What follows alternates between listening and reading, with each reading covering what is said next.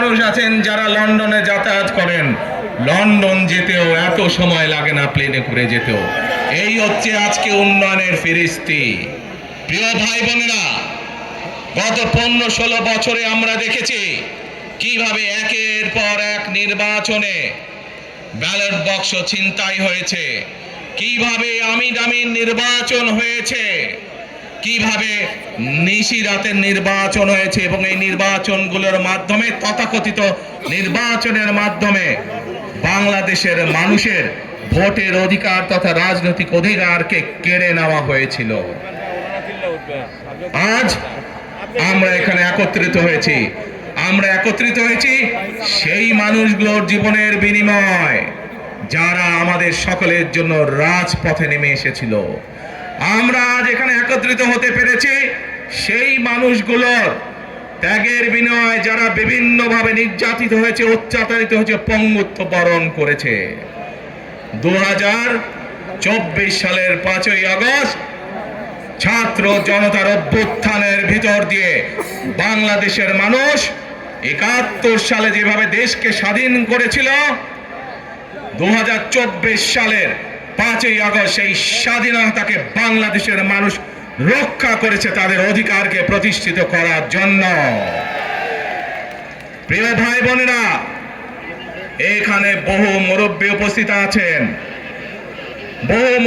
উপস্থিত আছেন যারা কালের সাক্ষী শহীদ রাষ্ট্রপতি জিয়াউর রহমানের সময় কিভাবে দেশে বহুদলীয় গণতন্ত্র রচিত হয়েছে।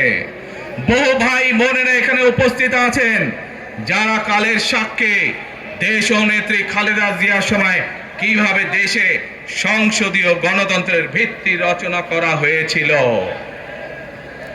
প্রিয় ভাই বোনেরা, একটু আগে আমরা বলেছি, আমি আমার বক্তব্যে বলেছি, ঢাকা সিলেট মহাসড়কের উদাহরণ দিয়ে যে কিভাবে এই দেশের তথাকথিত উন্নয়ন করার নামে দেশ থেকে মানুষের অর্থ লুটপাট করে নিয়ে যাওয়া হয়েছে।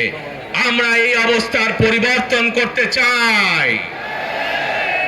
প্রিয় ভাই বোনেরা, আপনারা কি আমার সাথে আছেন এই অবস্থার পরিবর্তন করতে? আলহামদুলিল্লাহ। প্রিয় ভাই বোনেরা, আমরা সারা বাংলাদেশের কৃষক ভাইদের পাশে দাঁড়াতে চাই। যদি ইনশাআল্লাহ আপনারা আগামী 12 তারিখে ধানের শীষকে জয়যুক্ত করতে পারেন, আমরা ইনশাআল্লাহ সারা বাংলাদেশের কৃষকদের পাশে তাহলে দাঁড়াতে পারবো। দাঁড়াতে চান কৃষক ভাইদের পাশে? আলহামদুলিল্লাহ। প্রিয় ভাই বোনেরা,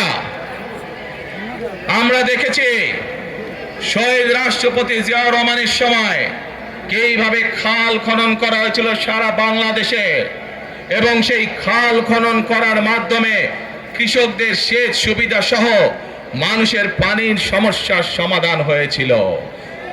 জানেন আপনারা এতে খাল খনন নিয়ে কে কে জানেন? কে খাল খননের কথা শুনেছেন? এই তো হাজারো মানুষ হাত তুলেছে।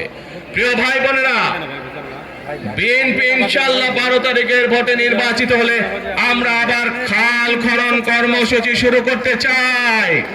কে সারা দেশে, সিলেটের বালাগঞ্জ সহ সারা দেশে খাল খনন শুরু করতে চাই? কারা কারা খাল খনন করতে চান?